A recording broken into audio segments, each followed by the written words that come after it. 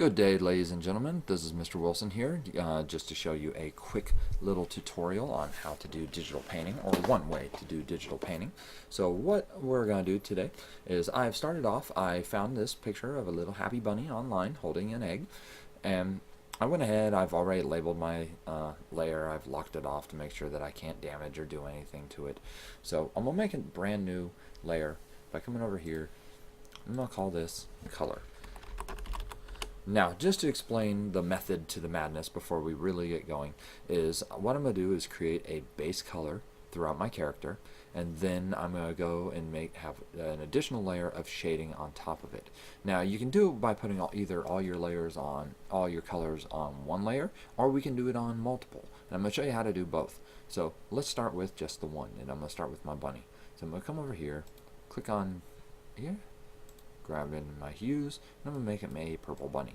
Now, when I pick colors, you almost never want to grab a pure bright color. You always want to tone down the saturation and the brightness just a little bit. Remember, saturation, purity of color, brightness is up and down. So that's how dark it gets, fades off into black. So I'm going to grab a pretty bright, but not quite pure color on here. So I'm going to go ahead, hit this. Now I can, if I want to, sit here and try and fill in my whole thing. Now, if you're ever going to paint in a base layer, I recommend that 99% of the time, right click, turn your hardness all the way up.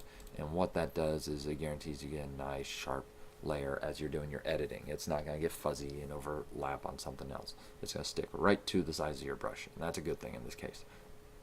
However, there's so much detail in this guy, it'll take forever if I sit here and try and paint him in manually. So what I'm going to do instead is I'm going to use my paintbrush, or my paint bucket.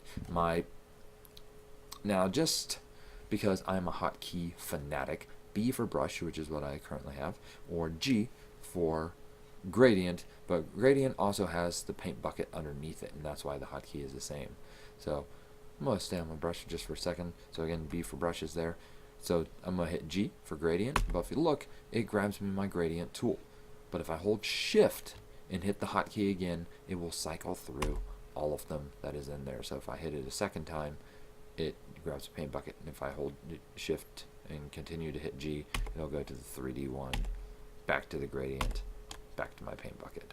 So brush does the same thing. So if I hit B for brush, hold shift, it'll go to the pencil and go to a couple of the others. But I'm just going to stick with the regular brush, or more specifically, paint bucket for now. So now, as you know, or probably have seen, if I just come over here and click on it, it fills the whole screen. It doesn't have any borders to attach to. I don't have a selection, don't have anything like that. So what I'm going to do instead is I'm going to come up to the top, and there's a lot of tools that have this option in here, and that's my all layers. So I'm going to come over here, turn that on, and what that's going to do is it's going to pay attention to exactly where the color is. Now, just to show you, I can now come click.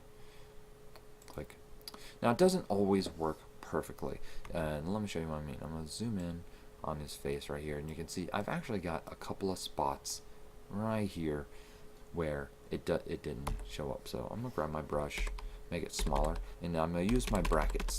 Left bracket or open bracket will make it smaller. Right bracket or closed bracket, same thing, makes it bigger. So I'm just going to kind of click and drag along the line right here just to add a little bit more to it, make sure I didn't miss anything. And Control 0, zoom it all the way back out. And if I look, I'm going to turn my line off just for a second. I've got my color here. Well, one of the things that I want to do, just to be on the safe side, is I want to make all of these borders a little bit bigger. I'm going to grab my paint bucket again, hit G, and with the same color, I'm just going to click on it a couple more times, and if you watch, you can see all of the color actually gets a little bit thicker. The more times I hit this, and I just want to do it 2 or 3 times, and now I pretty much have the whole thing covered. And just so you know, you can click and drag and just paint right over this, and that is entirely okay. You'll see why in just a few minutes.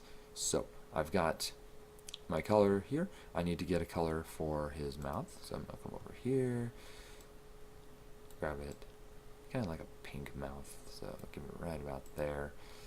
So grab my paint bucket again, Again, I'm still on my color layer. I've got all layers selected. That's how I can do this. You know, click it 2 or 3 times. And then I'll come over here to color for my nose. Make it red. Again, I don't want a pure red. And another thing that's a bit of a pain with the paint bucket is sometimes you're not sure where the color is actually coming from. Is it coming from the paint bucket itself? Is it coming from that little arrow? If you ever hit caps lock, it turns it onto a little crosshair. See how it turns into a plus? And you can now see if I click right there, it was exactly. If I hit caps again, you can see it's coming from the little arrow up in the upper left. So I now have my colors for my bunny. Well, I'll get to the egg in just a moment, but you can see that I've now kind of screwed up my original line art. You can see that I've painted right over it. Now we haven't damaged it because it's locked, but let's put it down on the bottom so that our line art stays intact. Well, there's obviously a problem, and that is you can see that I can't see my color anymore. So what I'm going to do in order to do this, because I could grab my magic wand and start erasing, but one, it's time consuming, and two, there's a much easier way, and you want to work as non-destructively as possible. So what I'm going to do is I'm going to unlock this just for a moment, and I'm going to change my blending mode.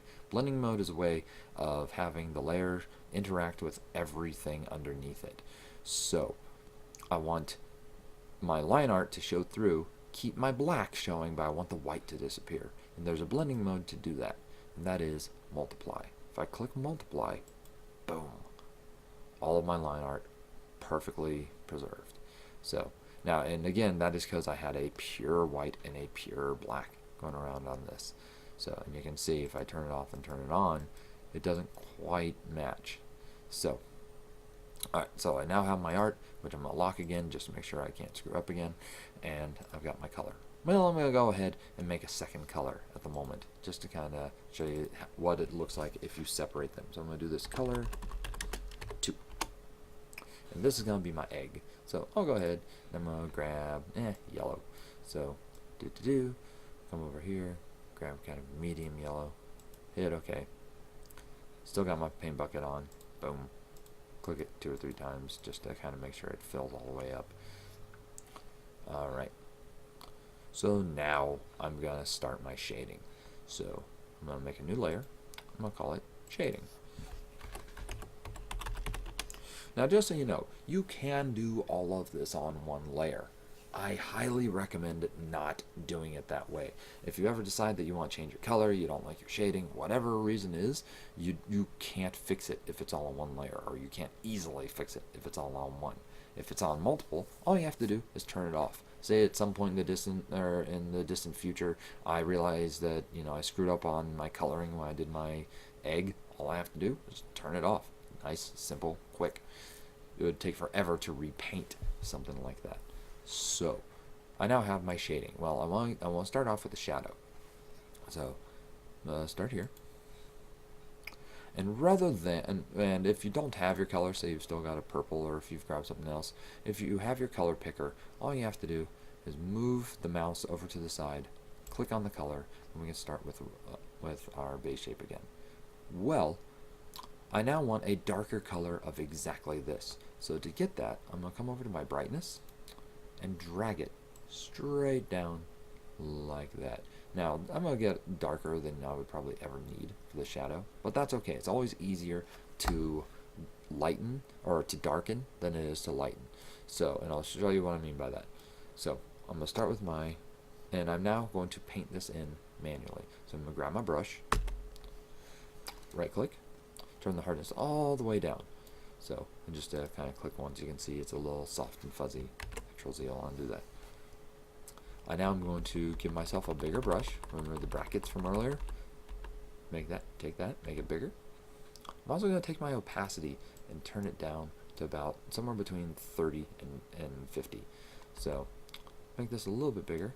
And what I'm going to do now is just paint in where I want my shadow. And if I go over this multiple times, you'll see it start getting darker and darker and darker. Now you might be looking at this saying, wait, you're insane. I'm painting all over my egg. That's not good. I'm also painting over my bunny.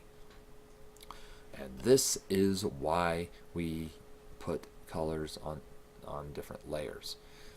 Because what this allows us to do, if we've done it this way, is it lets us use something called a clipping mask. Clipping mask, and let me just hide everything except for these two layers right now. What clipping mask is going to do is it's going to pay attention to the shape of the bottom layer, and it's going to just trim everything on that's been clipped above it to it. Let me show you what I mean by that. So I'm going to right click right on here and then create clipping mask. You can also get to this through your layer drop down. There's also a hotkey. I'll talk about that in a second. But you can see that now the shape of my bottom layer is controlling how big this is. You can see this arrow kind of is pointing down at the next one. So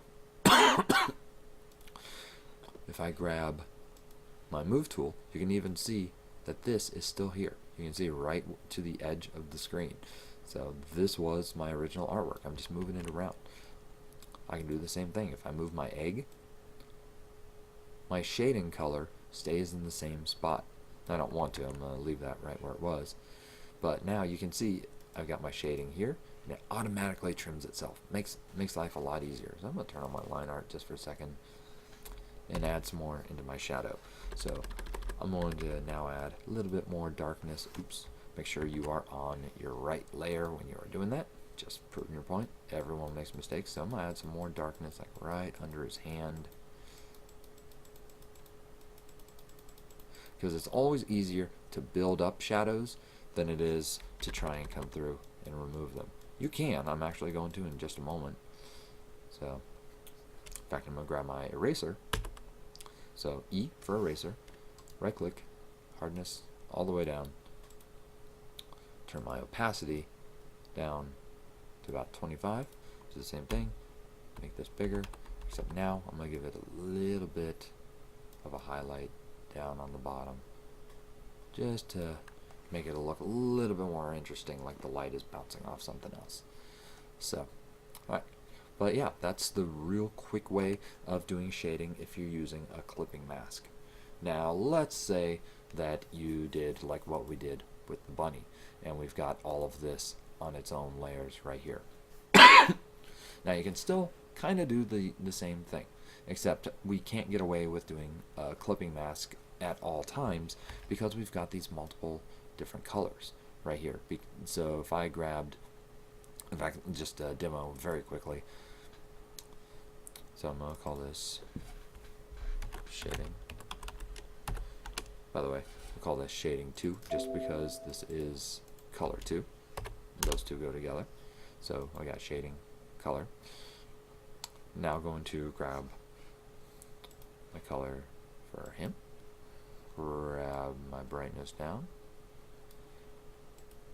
and if I come through and start adding shading on this guy, and again we'll make sure my opacity is kind of low, then you can see I can start coming in and adding it where I want. But if I overdo it, the purple, now in this case the purple and that actually doesn't look too bad, but in most cases, most circumstances, in fact if I go over that a couple of times, you can see that I've got the wrong color on here. That's where the clipping mask will fail me. So I could come through and keep doing, you know, my shading along like that and so forth. Right click, clipping mask, and while it'll trim off the outside, it does not do anything for here. So I'm gonna undo quite a few steps there. There we go. So